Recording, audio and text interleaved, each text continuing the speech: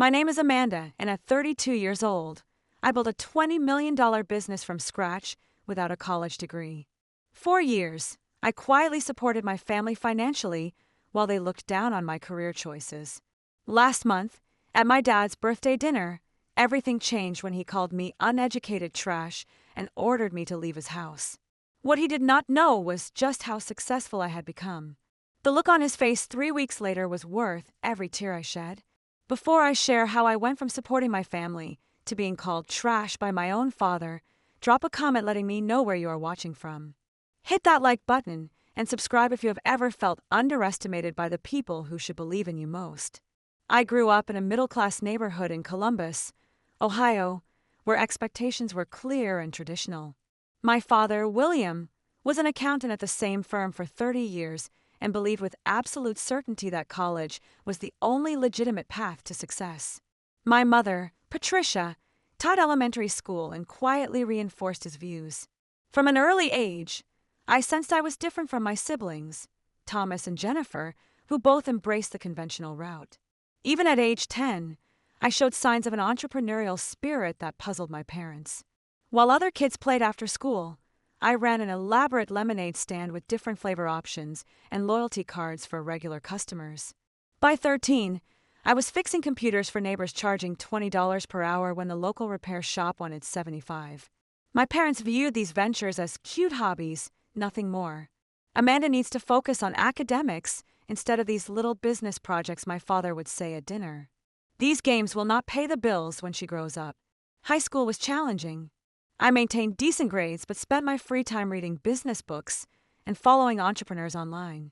While my siblings joined clubs that would look good on college applications, I launched an online store selling customized phone cases. I designed myself making nearly $2,000 before graduation. Despite my reluctance, I enrolled in community college to appease my parents. One semester was all it took to confirm what I already knew. The structured environment felt like a cage, and the business courses taught outdated concepts by professors who had never run actual companies. When I approached my parents about dropping out to pursue my business ideas, the argument lasted for days. "You will throw your life away," my father shouted, his face red with anger. "No child of mine will be a college dropout working minimum wage jobs forever." Nevertheless, I left school at 19 with only $2,000 saved from my various side hustles. Those first months were brutal. I rented a tiny studio apartment in a questionable neighborhood, the kind where you never do laundry after dark. I survived on ramen noodles and discount grocery items while working 18-hour days building my e-commerce platform. My first 3 business attempts failed completely. I lost money on a drop-shipping venture when suppliers sent defective products. My social media management service collapsed when I underpriced my work and burned out trying to serve too many clients. My attempt at creating handmade jewelry could not scale beyond occasional sales at local markets. Each failure taught valuable lessons that no college course could provide. I learned about supply chain management the hard way, discovered proper client contract structures through painful experience, and understood production scalability by hitting its limitations firsthand. The turning point came when I met Sophia at a local business networking event. 20 years my senior with multiple successful exits. She saw something in me that my family never did. She became the mentor I desperately needed, teaching me practical business wisdom without judgment about my lack of formal education. Education comes in many forms, Sophia told me over coffee. Some of the most successful people I know learned by doing, not by sitting in classrooms. With her guidance, I refined my business model at age 22. I launched an e-commerce platform that connected small American manufacturers with customers seeking locally made products. The timing was perfect, riding the wave of interest in supporting small businesses and domestic manufacturing. Those early days required immense sacrifice. I converted half of my tiny apartment into a makeshift office, sleeping on a futon that doubled as my couch. My desktop computer and printer consumed most of my living space.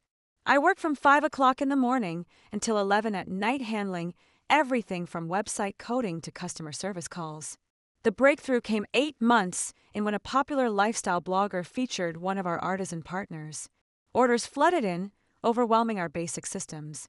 I worked 72 hours straight fulfilling orders and upgrading our website infrastructure. That single feature brought $10,000 in revenue, more money than I had ever seen in my account. I called my parents excited to share my progress. My father responded with cautious skepticism. "That is nice, honey, but it is probably just temporary. You know, you can always go back to college when this thing runs its course." His words stung, but they also fueled my determination. I would prove him wrong, not with arguments, but with undeniable success. The next 5 years were a blur of relentless growth and challenges. My e-commerce platform, which I named Heartland Made, expanded beyond its initial concept. We started with just 27 artisan partners in 3 states. By year 3, we represented over 400 manufacturers and craftspeople across all 50 states, connecting them with customers who valued American-made products. Every stage of growth brought unique challenges. When our server crashed during a major promotion, I stayed up for 48 hours straight working with developers to restore the site, answering customer emails personally to maintain goodwill. When a larger competitor tried to poach our top sellers with promises of better terms, I drove to meet each one in person, strengthening relationships and improving our commission structure. The most difficult period came during year 2, when cash flow nearly strangled the business. We were growing too fast for our capital base, with inventory needs outpacing revenue.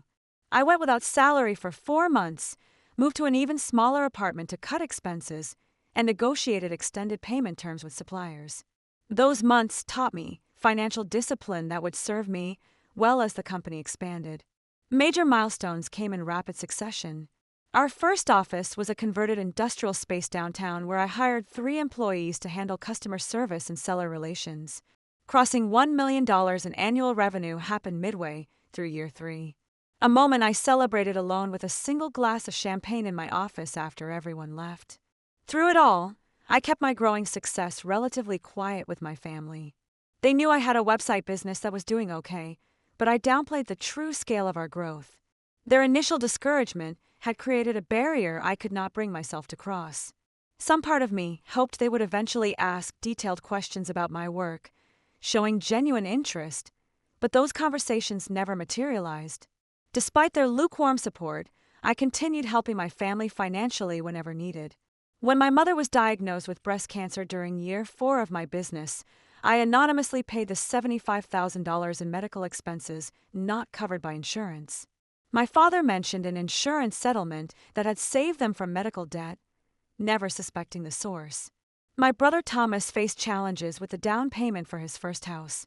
His bank account fell $40,000 short of what he needed. I created a family loan through a separate account, making it appear as though it came from a distant uncle. He accepted the money readily, but continued making comments about getting a real job with benefits whenever we discussed my career. My sister Jennifer had dreamed of a perfect wedding since childhood. When her fiancé Daniel lost his job 6 months before the ceremony, I covered the $50,000 shortfall for the venue and catering. Jennifer knew the money came from me, but minimized my contribution at family gatherings, referring to my little website business that was having a good year. The disconnect between my actual success and my family's perception created an increasingly painful internal conflict. By day, I led strategy meetings for a multi-million-dollar company, made decisions affecting hundreds of partner businesses, and negotiated with major retail chains for exclusive collections.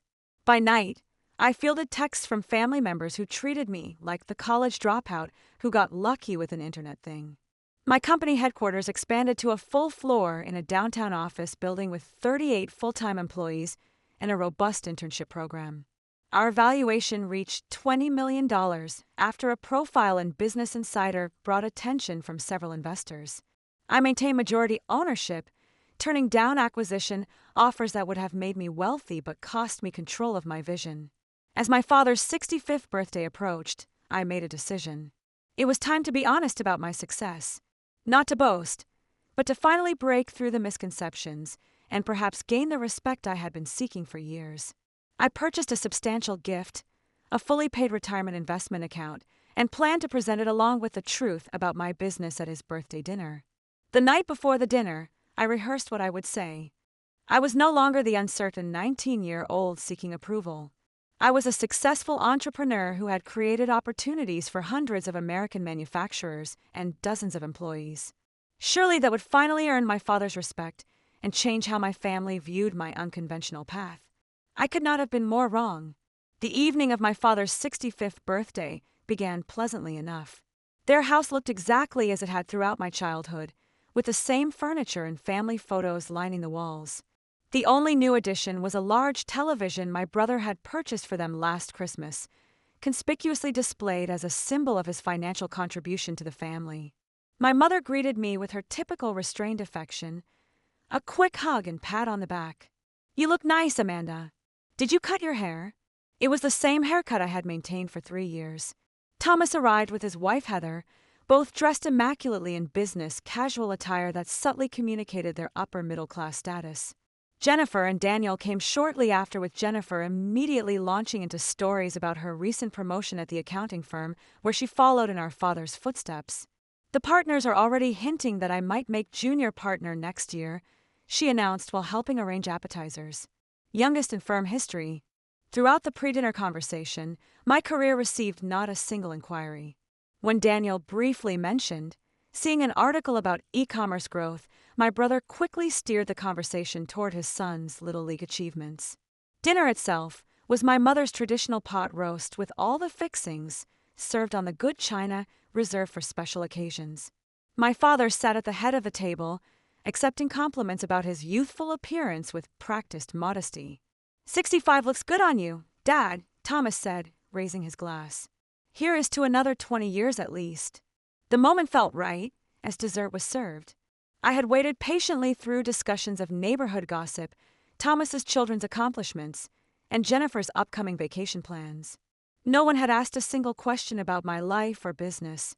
Dad, Mom, everyone. I began, my heart racing despite my outward composure. I wanted to share some news about my company. My father nodded absently, already reaching for another slice of birthday cake. "Heartland Made was recently valued at $20 million, I continued. "We have received several acquisition offers, and I have been featured in Business Insider and Entrepreneur magazine last month." The silence that followed felt interminable. My mother froze with her fork midway to her mouth. Jennifer exchanged a quick glance with Daniel. Thomas simply stared. My father was the first to respond, his tone dismissive. "What exactly does that mean, Amanda? These internet businesses use all sorts of funny math to come up with these valuations." I maintained my composure, explaining in simple terms how business valuations work, our revenue streams, and growth trajectory. I mentioned our office with 38 employees and partnerships with over 400 American manufacturers. Thomas interrupted before I could finish. "So, you got lucky with this online thing. That is great. But some of us have been building real careers with actual qualifications." He emphasized the word qualifications while glancing at his wife, who nodded in agreement. "It is not luck," I responded calmly. "It is 7 years of working 18-hour days solving complex problems and building something meaningful. We have helped save dozens of American manufacturing businesses that were on the verge of closing." My mother finally spoke, her voice tentative. "That sounds impressive, dear. Though I still wish you had finished your degree. Even with this, business education is important." I felt my patience wearing thin, but pressed on. "Actually, I brought something for Dad." I handed him an envelope containing documentation for the retirement account I had funded. "I wanted to ensure you both have a comfortable retirement." My father opened the envelope, his expression darkening as he realized what he was looking at. Rather than gratitude, his face flushed with something that looked remarkably like anger. "What is this supposed to be? Some kind of charity?" He dropped the papers onto the table. "We did not raise you to throw money around like you are better than everyone." "That is not my intention at all," I explained. "I just wanted to help the same way I helped with Mom's medical bills, Thomas's house down payment, and Jennifer's wedding." 3 heads snapped up simultaneously. My secret financial assistance was suddenly exposed. "You," my father sputtered. "That was all you." Jennifer looked mortified. Thomas's expression hardened into something ugly. My mother simply looked confused. "You have been secretly paying for things behind our backs." My father's voice rose with each word, playing the big shot with your internet money. "I was just trying to help," I replied, my voice smaller than I intended. "I never wanted recognition. I just wanted to support the family's support." Thomas interjected by making us feel like charity cases. Some of us work honest jobs with actual degrees, not getting rich quick with online schemes. It is not a scheme, I insisted, feeling the conversation spiraling beyond my control. I built a legitimate business that helps American manufacturers reach customers. We employ dozens of people with good salaries and benefits. My father stood up, his napkin falling to the floor. You drop out of college against our advice. Disappear into your little internet world. And now you come back throwing money around like you have all the answers. That is not what I am doing, I protested, fighting to keep my voice steady. You think your money makes you successful? He continued, his voice rising further. You are still just uneducated trash who got lucky. Anyone can get lucky. The room fell silent. My mother gasped softly but said nothing in my defense. Thomas looked down at his plate, a slight smile playing at the corner of his mouth. Jennifer appeared, torn between embarrassment and agreement. William, my mother, finally whispered, too late and too quietly to matter. No, my father continued, now fully enraged. I have worked my entire life the right way. I got an education, built a respectable career, raised a family. I will not be shown up in my own home by my dropout daughter. I stood slowly, gathering my purse. I should go. Yes, you should, my father spat. Get out of my house, you lowlife. Your money does not make you part of this family. We have standards. The words hit like physical blows. I looked at each face around the table, searching for any ally, any sign of support. There was none. Happy birthday, Dad, I said quietly, walking toward the door with as much dignity as I could muster. No one followed me out. No one called after me. I got into my car, hands shaking so badly I could barely grip the steering wheel.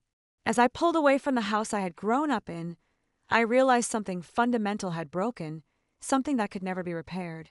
The drive back to my hotel was a blur of street lights and tears. I had to pull over twice when emotion overwhelmed my ability to drive safely.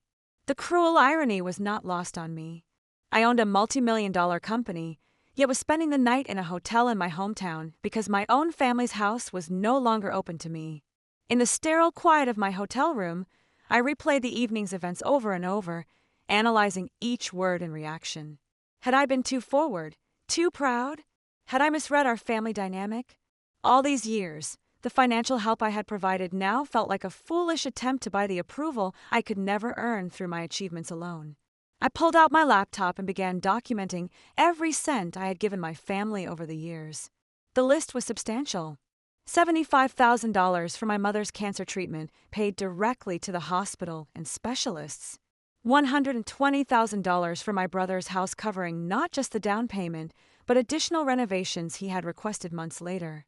$50,000 for my sister's wedding, including the venue, catering, and the honeymoon she never knew I funded. Countless smaller expenses.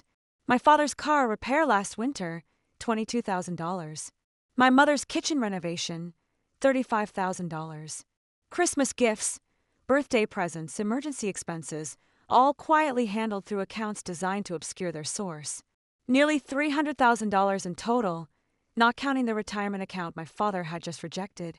Money I never expected to be repaid, given freely out of love for a family that had just called me trash. My phone lit up with a text from Jennifer around midnight. Dad is still upset, but he will get over it. You know how he gets when his authority is challenged. No apology, no acknowledgement of the horrific things said. Just an expectation that I would absorb the abuse and return to the family dynamic as if nothing had happened. I did not respond. The next morning, I contacted a therapist in the city where I normally lived. Dr. Richardson agreed to an emergency virtual session that afternoon. Family wounds cut deepest, she observed after I recounted the dinner, especially when they target the very things we have worked hardest to overcome. Over the following days, Dr. Richardson helped me understand the complex dynamics at play. My success threatened the family hierarchy and the values my parents had built their lives around. My financial assistance, rather than earning gratitude, had created resentment by highlighting a shift in power dynamics they were not prepared to accept. Your father's identity is built around being the provider and authority. She explained, your success challenges both roles. That I began a journaling practice documenting not just the previous night, subtle ways my entrepreneurial spirit had been discouraged. Times when academic achievement were celebrated while business successes were minimized. the constant reminder that without a degree, I would never truly succeed. This process revealed how deeply I had internalized these messages. Despite outward success, part of me still felt like the family failure, the dropout who had something to prove. This explained my reluctance to openly discuss my achievements and my continuous financial support without recognition. A week after the disastrous dinner, my sister called. I let it go to voicemail. "Amanda, please call back. Dad feels bad about what happened. We all do. But you have to understand how it looked. You coming in and basically showing off your money. It was insensitive to the rest of us who worked hard for our careers." I deleted the message without returning the call. The narrative twist was breathtaking. Somehow, I had become the villain for simply stating facts about my business after years of minimizing my success. My brother texted next. "Family is family. Let's move past this." No apology there either, just an expectation that I would accept my designated role and the treatment that came with it. 2 weeks after the dinner, I made a decision that felt both terrifying and liberating. I would prioritize self-respect over toxic family dynamics. The beach house I had purchased in Naples, Florida the previous year as an investment property would become my new home. Before leaving, I wrote a letter to my parents. Not an angry tirade, but an honest expression of hurt and disappointment. "Dear Mom and Dad, I have spent years seeking your approval and respect. I have supported our family financially while downplaying my success to avoid making anyone uncomfortable. Despite building a $20 million company that helps preserve American manufacturing jobs, I have been made to feel like the family failure because I chose a different path than the one you prescribed.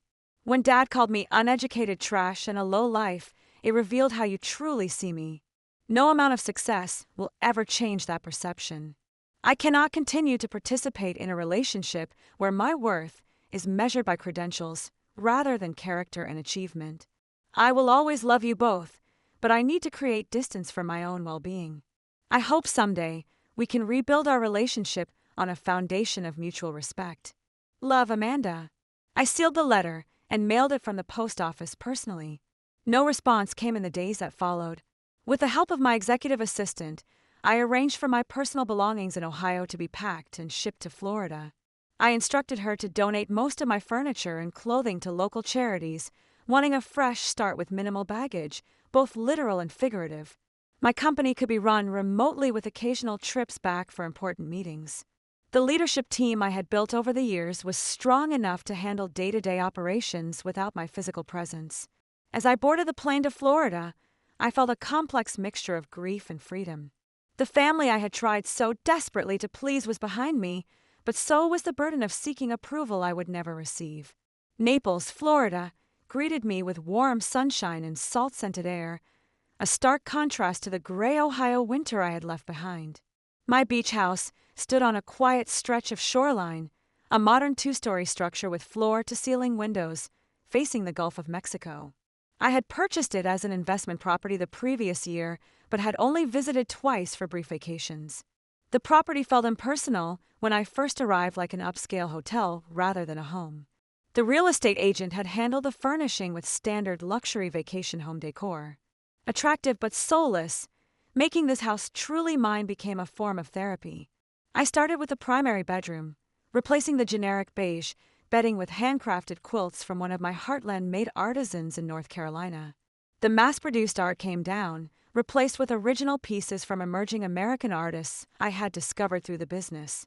Each morning, I woke to the sound of waves and the sight of authentic creativity surrounding me. The kitchen transformation came next. I installed open shelving to display handmade pottery from our Vermont and New Mexico partners. The industrial-grade appliances remained, but now colorful hand-woven textiles and locally crafted wooden serving boards warmed the space. Establishing routines became essential to my healing process.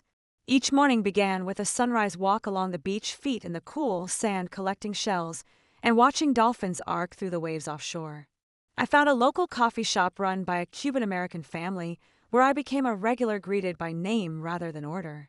Running the business remotely proved easier than anticipated. Video conferences replaced in-person meetings, and our established systems functioned smoothly with minimal adjustment. Without the daily commute and office distractions, I found myself more productive, making clearer decisions from my peaceful new headquarters. My executive team visited after the first month, spending 3 days in strategic planning sessions on my oceanfront deck. Several commented on the positive change they noticed in my leadership style. "You seem more centered," Marcus, my operations director, observed, "more confident in your decisions." He was right. Without the undercurrent of seeking family approval, my business instincts flowed more naturally. I trusted my judgment without the shadow of my father's criticism hanging over each choice.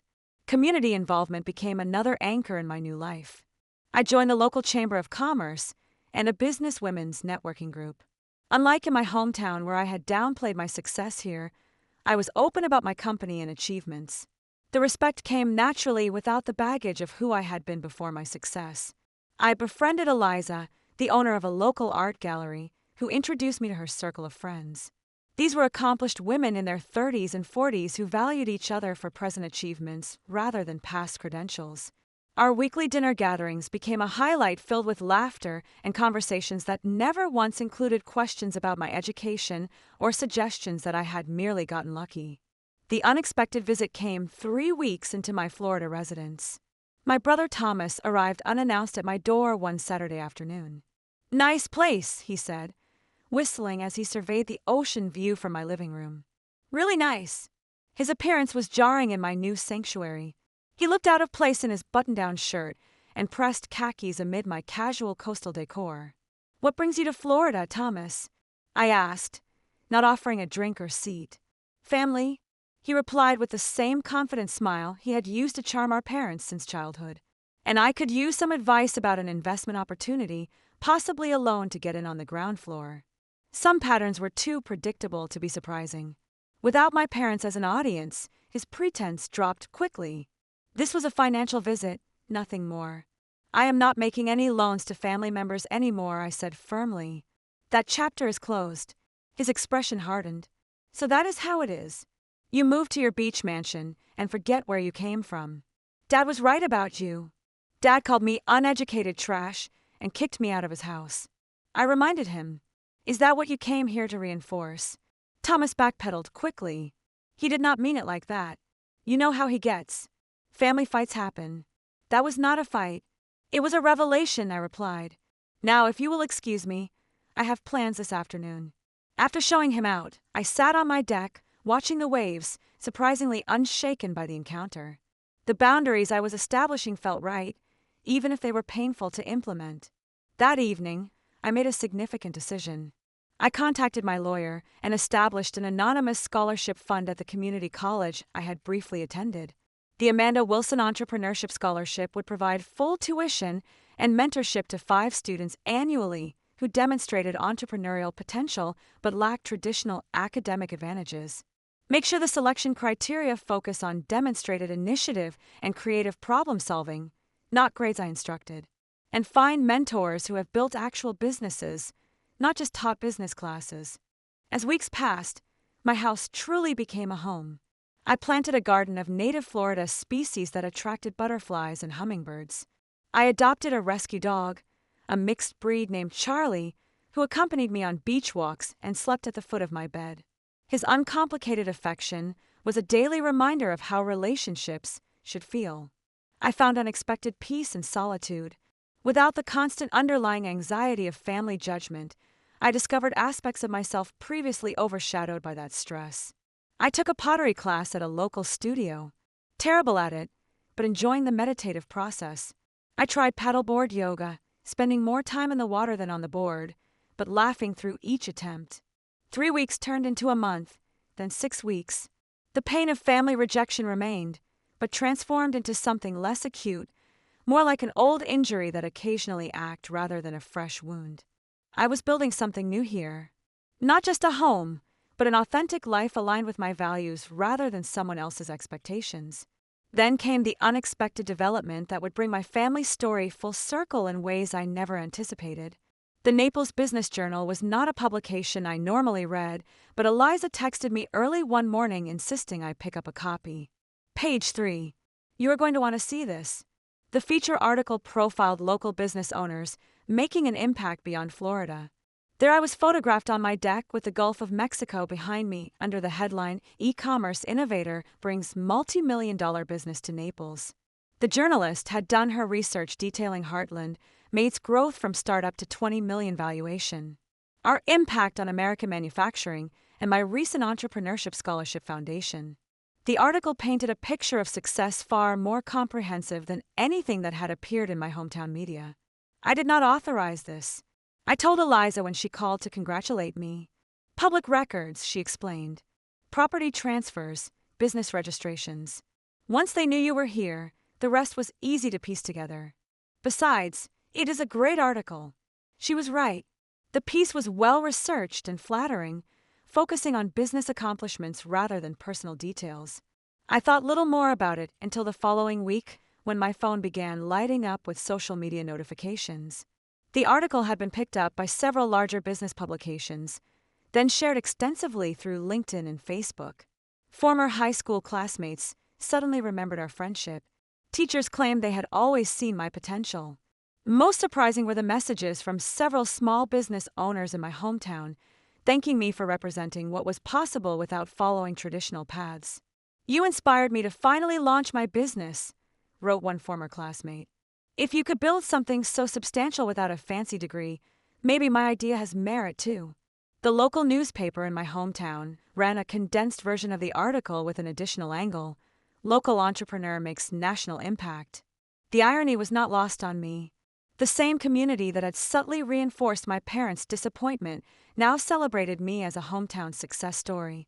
Through this ripple effect of publicity, my family inevitably discovered the full extent of my success. The first sign came as a friend request from my cousin Susan, followed by several other extended family members who had previously shown little interest in my life. Then came the text from my mother. "Saw the article about your company. Very impressive, dear. Dad and I are so proud." No mention of his cruel words, no acknowledgement of the rift, just a casual claim of pride that had been notably absent when I sat at their dinner table. My father's voice message arrived the next day, his tone artificially jovial. "Amanda, big news about your company in the paper. Always knew you had it in you. There seems to have been a misunderstanding last time we spoke. Call me back when you can." A misunderstanding. That was how he characterized calling his daughter uneducated trash and ordering her out of his house. 3 days later, my mother texted again. "We are thinking of visiting Florida next month.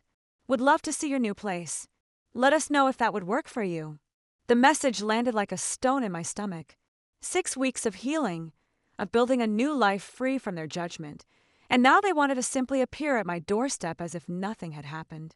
I did not respond immediately, instead scheduling an emergency session with Dr. Richardson. "You have several options," she advised after listening to my concerns. "You can decline the visit entirely. You can agree, but set strict boundaries about what you will and will not discuss.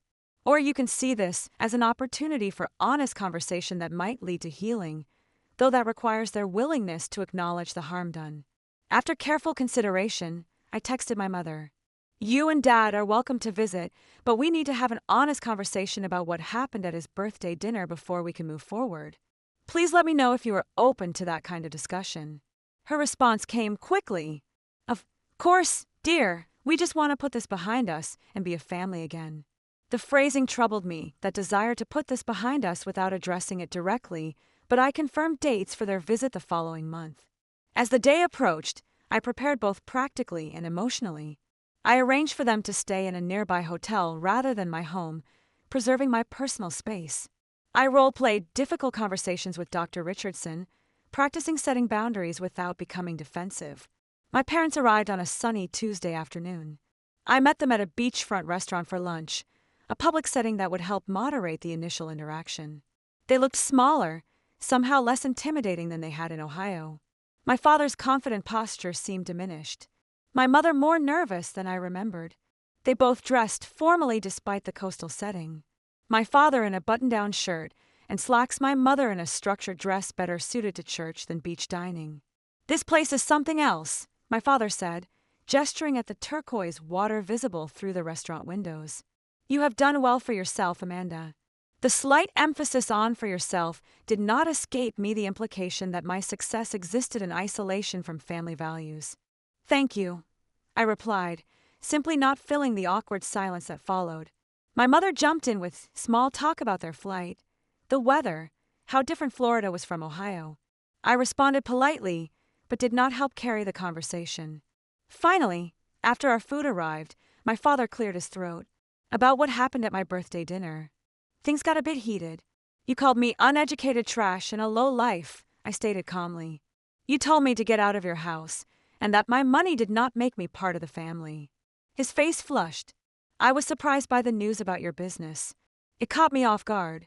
I may have overreacted. Not an apology, an excuse. I need to understand." I continued maintaining eye contact.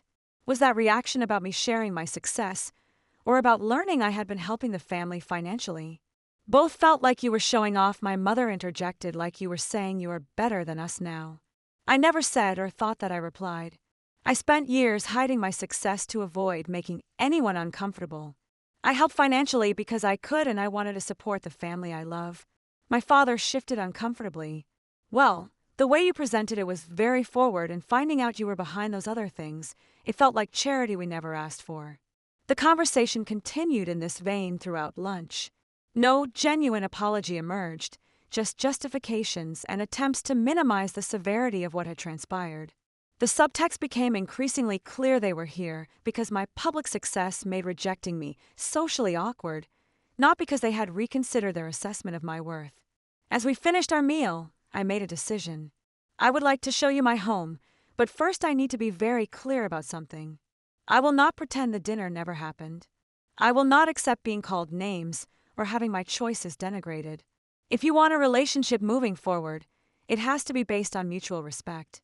They exchanged glances before my father nodded stiffly. "That seems reasonable." When they arrived at my beach house later that afternoon, their expressions, as they took in the expansive ocean view, told me everything.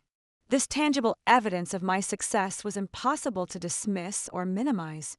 The $20 million valuation was no longer an abstract number, but manifested in beachfront real estate and tasteful luxury. "This is quite something."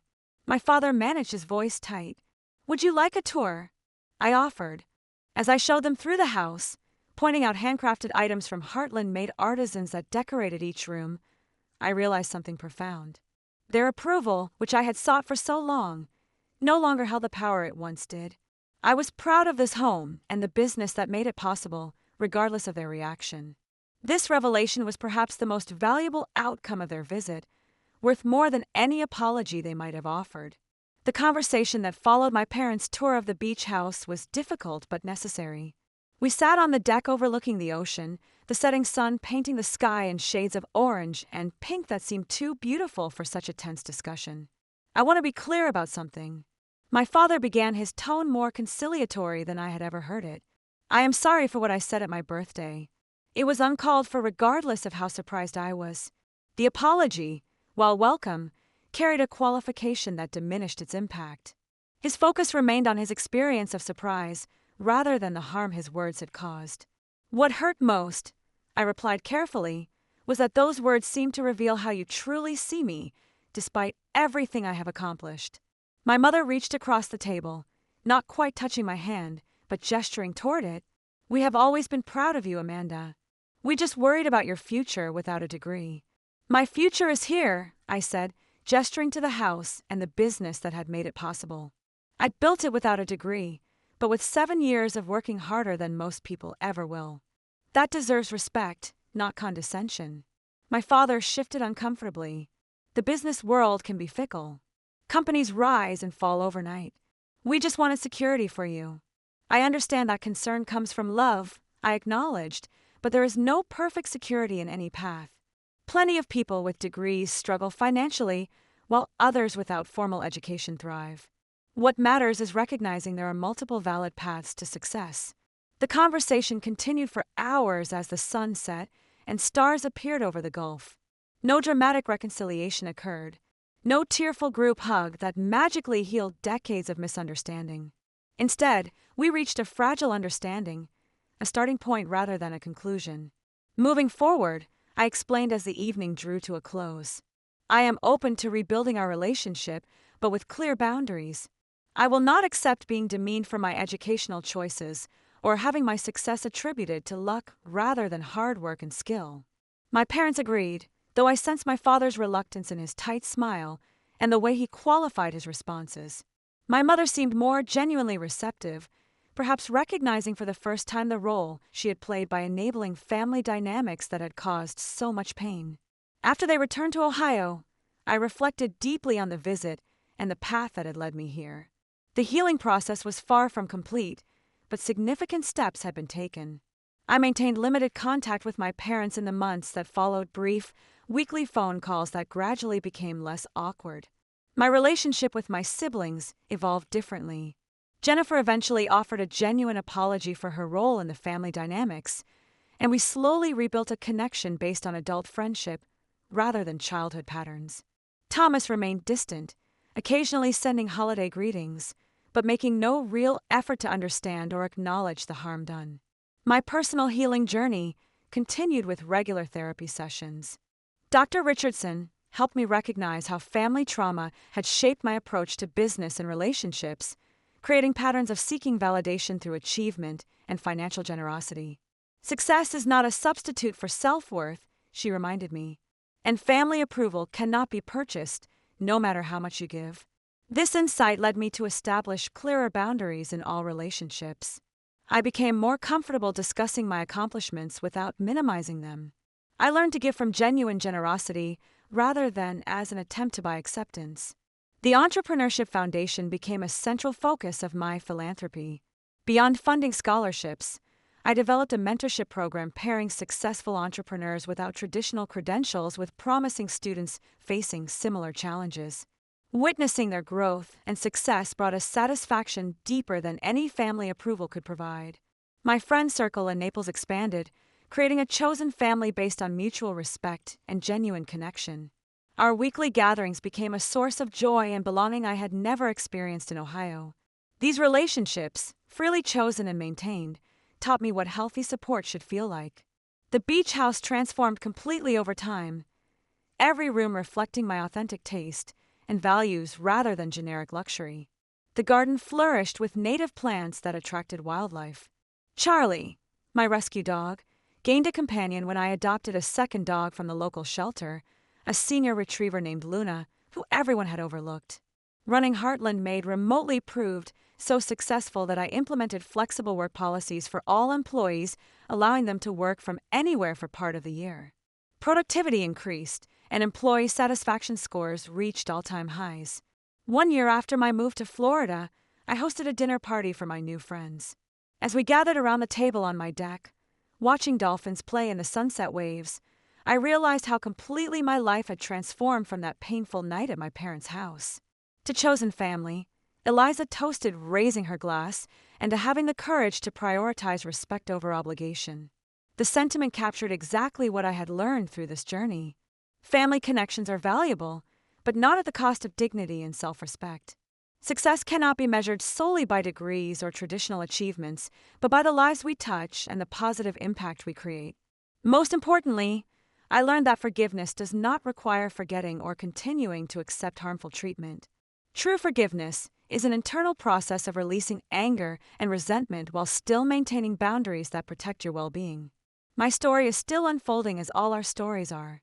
The relationship with my parents continues to evolve, sometimes progressing, sometimes regressing to old patterns. I maintain my boundaries with compassionate firmness, accepting that complete understanding may never come, but refusing to compromise my self-worth in seeking it. If my experience offers any wisdom worth sharing, it is this. Your value is not determined by others' perceptions, especially those clouded by outdated beliefs or expectations. Success comes in countless forms, often unexpected ones, and sometimes the most painful rejections lead to the most authentic and fulfilling paths forward. Have you ever had to choose between family expectations and your own path? Did you face criticism for taking an unconventional route to success? Share your experience in the comments below. Remember to like and subscribe if this story resonated with you, and hit that share button to help others who might be struggling with similar family dynamics. Thank you for listening to my journey, and remember that sometimes the family we create is more important than the one we were born into.